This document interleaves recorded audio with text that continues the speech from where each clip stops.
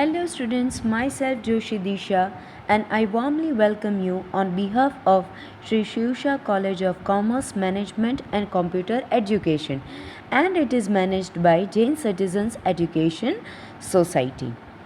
So let us study corporate finance, calculation of NPV and payback period. So we are going to today we are going to understand the examples, and yes, we are referring C. Jamnadas and company, and hope you are looking into your books and then going through the calculations. So let us take the first example, that is calculate the net present value for the small sized project requiring an initial investment of rupees 20,000. So initial investment is of 20,000 and which provides net cash inflow of rupees 6,000 each year for 6 years. So our net cash inflow is 6,000. Initial investment is 20,000 and a net cash inflow is 6,000. Assume the cost of funds to be 8% per annum and there is no scrap value. So scrap value is not there and cost of funds is 8% per annum. The present value of an annuity of rupee 1 for 6 years at 8% per annum interest is rupees 4.623. So our present value of an annuity is 4.623. So how to find NPV? So to find NPV, we first need to do is that net cash inflow into present value of an annuity. First step that we have to do is net cash flow, correct? Net cash flow into present value of an annuity, that is 6,000 into 4.623, that will give you 27,738. We will deduct initial investment from that. So 20,000 we need to deduct it. So finally 27,738 minus 20,000, that will give you 7,738. That is our NPV. Correct? So this is so simple example. What we need to do is net cash flow into present value of an annuity, that we will get an amount and from that we will deduct initial investment and finally we are going to get it net present value, that is NPV. Correct? So this is the example. Now we are going to continue the next example. The Somnath Company Limited is considering the purchase of a new machine. So Somnath Company Limited is purchasing new machine. Two alternative machines A and B have been suggested, each having an initial cost of rupees 2 lakhs and requiring rupees 10,000 as additional working capital at the end of first year. So we are having two alternatives, A અને B alternatives છે આપણી પાસે, અને બેની initial cost છે 2 લાખ અને બંને માટે 10,000 એડિશનલ વર્કિંગ કેપિટલની જરૂર છે. ક્યારે? At the end of the first year. Make a note, at the end of the first year. બરાબર? Earnings after taxation are expected to be as follows. હવે earnings after taxation છે, બરાબર? That is EAT, earning after tax. So they are cash inflows of machine A and B is given, year 1 to 5 is given. Machine A નું છે 20,000, 60,000, 80,000, 1,20,000 અને 80,000. અને machine B નું છે 60,000, 80,000, 1,60,000 and 40,000. બરાબર? So this is the question. હવે the company has a target of return on capital of 10% on this basis you are required to compare the profitability of the machines and state which alternative you consider financially preferable. હવે બે મશીનમાંથી તમે કયું machine છે એ વધારે prefer કરશો એ તમારે કહેવાનું છે with the calculations, correct. And return છે on capital is 10%. Now note the following table gives the present value of ₹1 due in n number of years. બરાબર, તો તમને અહીંયા યર અને પ્રેઝન્ટ વેલ્યુ એટ 10% ના તમને આપેલા છે. બરાબર, હવે એના બેઝિસ ઉપર આપણે કેલ્ક્યુલેશન કરવાનું છે. નેટ પ્રેઝન્ટ વેલ્યુ ટૂંકમાં આપણે ફાઇન્ડ આઉટ કરવાની છે. So let us take a look over solution. So the Somnath company statement showing the profitability of the two machines. બરાબર, હવે યરલી 1 2 3 4 5 છે અને ડિસ્કાઉન્ટિંગ ફેક્ટર છે. I hope you all are looking in your text books, correct. Discounting factor છે that is 0.91, 0.83, 0.75, 0.68 and 0.62. હવે cache inflow machine એનું તમે જોવો તો 20,000, 60,000, 80,000, 1,20,000 અને 80,000. હવે આપણે શું કરવાનું છે, પ્રેઝન્ટ વેલ્યુ ફાઇન્ડ કરવા માટે આપણે કરવાનું છે 0.91 into 20,000, 0.83 into 60,000, 0.75 into 80,000, 0.68 into 1,20,000 and 0.62 into 80,000. બરાબર, એટલે આપણને પ્રેઝન્ટ વેલ્યુ મળશે. હવે સેમ વસ્તુ આપણે કરવાની છે મશીનરી 2માં, બીમાં.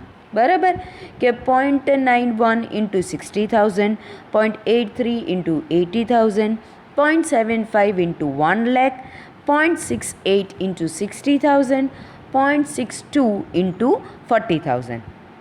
એટલે બંનેની પ્રેઝન્ટ વેલ્યુ આપણને મળી જશે. હવે પ્રેઝન્ટ વેલ્યુનો આપણે ટોટલ કરવાનો છે. બરાબર, જે પ્રેઝન્ટ વેલ્યુ આપણને મશીન એમાં મળી અને મશીન બીમાં મળી એ 5 વર્ષની પ્રેઝન્ટ વેલ્યુનો આપણે ટોટલ કરવાનો છે.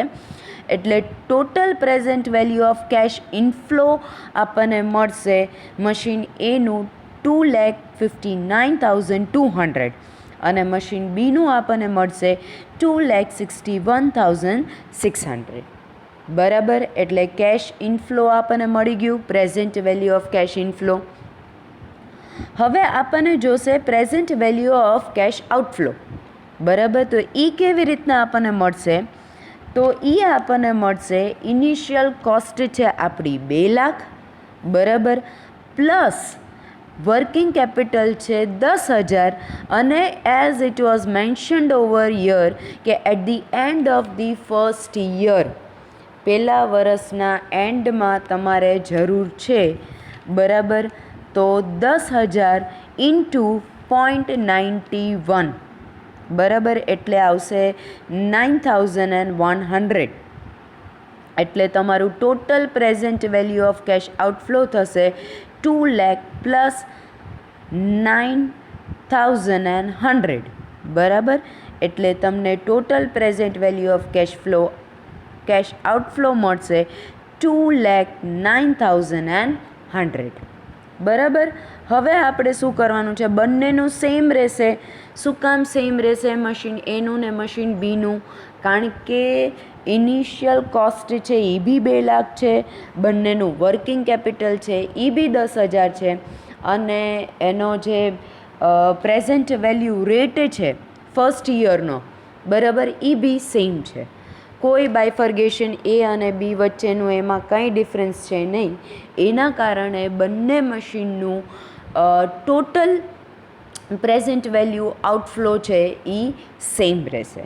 બરાબર, હવે શું કરવાનું છે, total present value of cash inflow minus total present value of cash outflow, બંનેને એકબીજામાંથી માઇનસ કરવાના છે.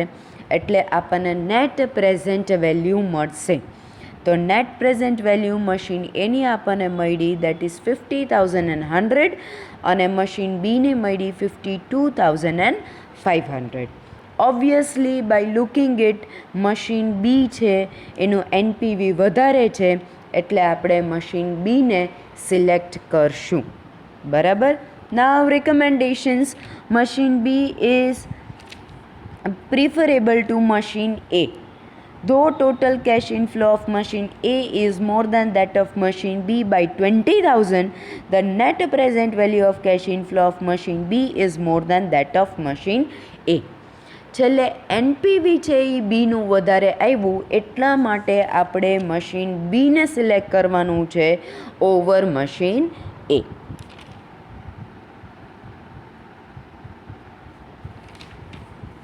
Moreover, in case of machine B, cash inflow in the early years is comparatively higher than that in case of machine A. Machine બીમાં તમે જોશો તો cache inflow છે એ early ઇયર્સમાં, પાછળના 2 વર્ષની વાત નથી, પણ અર્લી ઇયર્સમાં તમે જોશો તો it is comparatively high than that in case of machine A. It is to be noted that the present value method on the basis of discounted cash inflows assumes that the available fund would immediately be reinvested at the chosen rate of interest, that is 10% in the above case. So તરત જ તે જે બી income થઈ છે એને invest કરવાની વાત ચાલે છે, બરાબર, at the 10% rate. If this assumption is not valid, the decision should be on the basis of gross cash inflows and not according to discounting cash inflows. In that case, machine A would be preferable than machine B. જો આ decision valid નો consider કરવામાં આવે તો પછી આપણે આગળ જતાં જોઈએ તો એવું ધ્યાનમાં આવે કે તો મશીન A છે is more preferable than machine B. Another assumption while deciding in favor of machine B is that in both cases one is equally sure that this cash inflows will arise. In other words, the probability of cash inflows as given in the question for both the machine is the same. In case one is not sure about the cash inflows, one should have adjusted the discounted cash inflows of the machines with the probability factor, and then only a proper comparison would be possible. Cash ઇનફ્લોઝને વ્યવસ્થિત રીતના consider કરીને જો probability basis ઉપર આપણે consider કરીએ તો આપણે કદાચ એવું કહી શકીએ કે ડિસિઝન છે એ કંઈક અલગ જ આવત. પણ અત્યારે આપણે એ કોઈ વસ્તુને ધ્યાનમાં લેવાની નથી. જ્યારે એનપીવી આપણી પાસે છે અને આપણને ખબર છે કે મશીન બીનું એનપીવી છે is more than machine A, then obviously we are going to select machine B in comparison to A. Okay, so that was all about. Now we move on towards next example.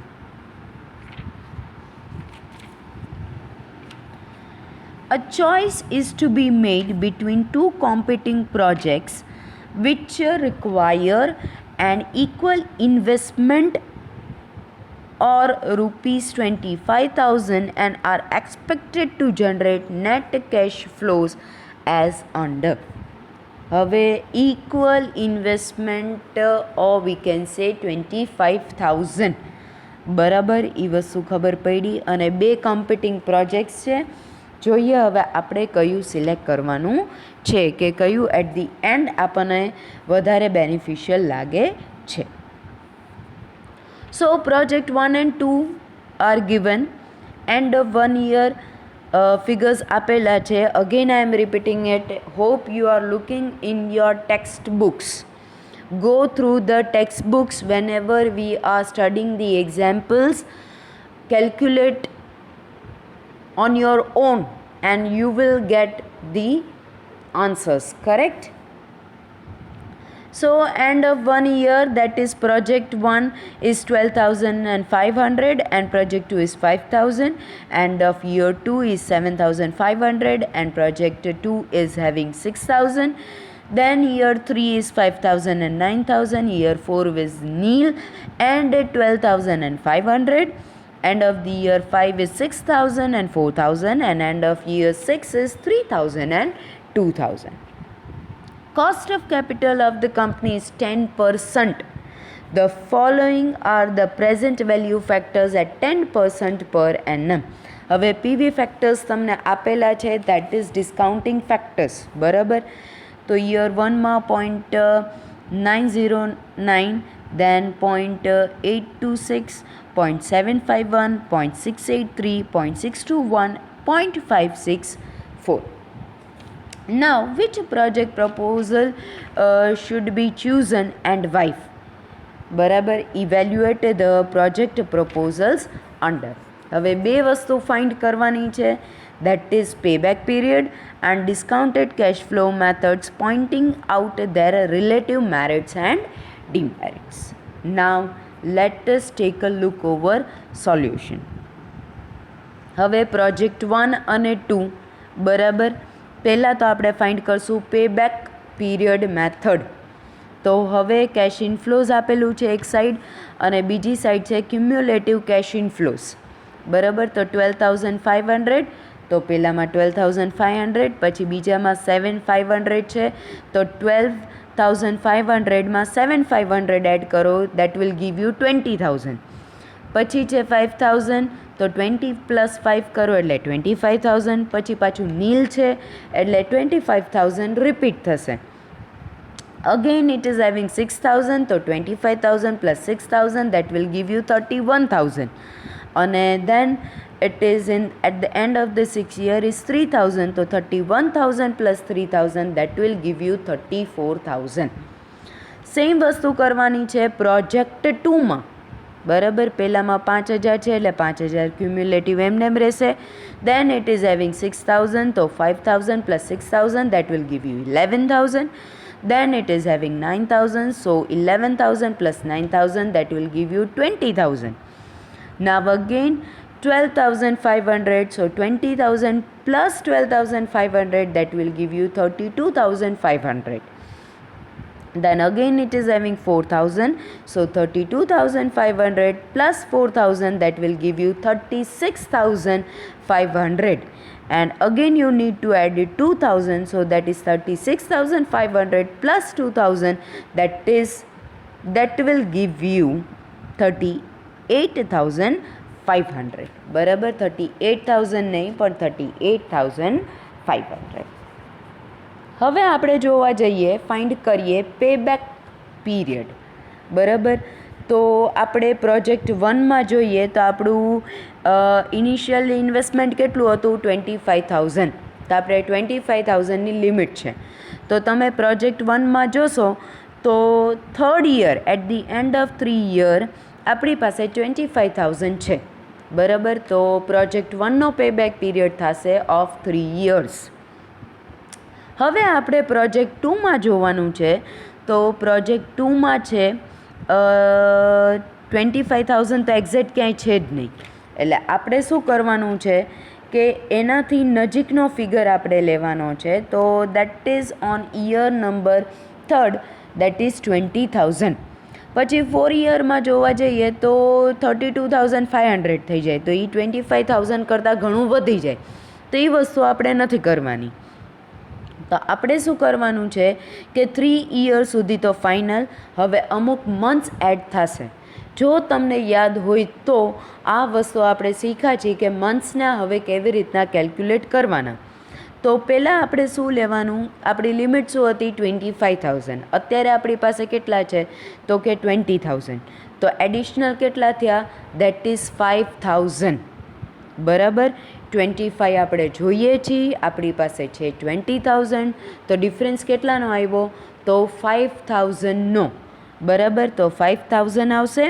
એની નીચે આ બંનેનો difference, that is 20,000નો અને 32,500નો difference. તો એ કેટલો difference છે? તો 12,500, બરાબર. એટલે 5,000 divided by 12,500, that will give you 4 months, means 0.4 છે, બરાબર. એટલે 3 years and 4 monthsમાં તમને પ્રોજેક્ટ 2નો પેબેક પીરિયડ તમને મળે. આપણે કયો સિલેક્ટ કરવાનો થાય? Obviously which is having lower duration, તો એ છે પ્રોજેક્ટ 1નું, દેટ ઇઝ ઓફ 3 years. બરાબર, એટલે project 1 has the payback period of 3 years while project 2 has a payback period of 3.4 years. બરાબર, thus project 1 has to be preferred because it has a shorter pay back period. બરાબર, એટલે pay back period આપણને મળી ગયું છે. હવે આપણે find કરવાનું છે ડિસ્કાઉન્ટેડ કેશ ફ્લો મેથડ. તો પ્રોજેક્ટ 1નું ડિસ્કાઉન્ટેડ કેશ ફ્લો મેથડ જોઈએ તો કેશ ઇનફ્લોઝ લઈએ આપણે, અને ડિસ્કાઉન્ટિંગ ફેક્ટર જે ઓલરેડી આપણને આપેલા છે. હવે કેશ ઇનફ્લોને અને ડિસ્કાઉન્ટિંગ ફેક્ટરને બંનેને ઇન્ટુ કરીએ એટલે આપણને પ્રેઝન્ટ વેલ્યુ મળે, which you can see in your text books. બરાબર, હવે બધા પ્રેઝન્ટ વેલ્યુને આપણે એડ કરીએ એટલે આપણને આન્સર મળે, દેટ ઇઝ 26,731. હવે આપણું ઇનિશિયલ ઇન્વેસ્ટમેન્ટ હતું 25,000, એટલે આપણે શું કરવાનું છે? પ્રેઝન્ટ વેલ્યુમાંથી ઇનિશિયલ ઇન્વેસ્ટમેન્ટ માઇનસ કરવાનું છે, એટલે આપણને એનપીવી મળશે 1,731.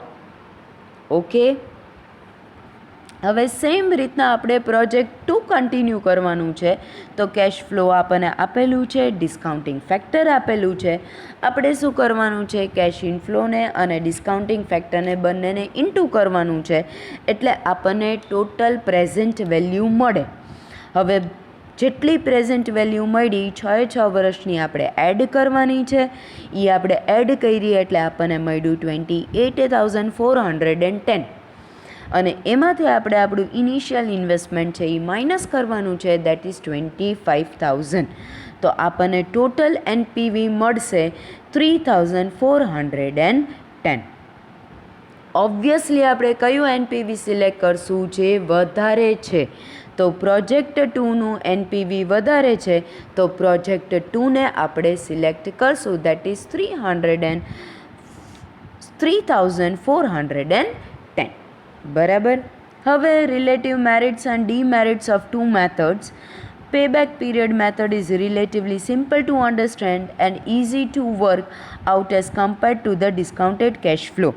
Payback period method છે એ સિમ્પલ બી છે સમજવા માટે, અને કેલ્ક્યુલેશન કરવા જાઓ ત્યારે બી એ વસ્તુ થોડી સિમ્પલ છે as compared to discounted cash flow. However, it does not take into account the return after the payback period. Payback પીરિયડમાં રિટર્ન ફેક્ટર છે એ કન્સિડર કરવામાં આવ્યું નથી. More over payback period ignores the time value of money, સાથે સાથે time value of money બી ignore કરે છે payback period method. Discounted cash flow method does not have this disadvantages. It takes into account the returns over the effective life of the asset beside considering the future cash inflows. The method is therefore more scientific and dependable. So time value of money be consider કરે છે, interest factor be consider કરે છે. સો discounted cash flow મેથડમાં એવા disadvantages જોવા મળતા નથી જે જનરલી પેબેક પીરિયડમાં જોવા મળે છે. બરાબર, સો this was all about for today's session. So thank you students.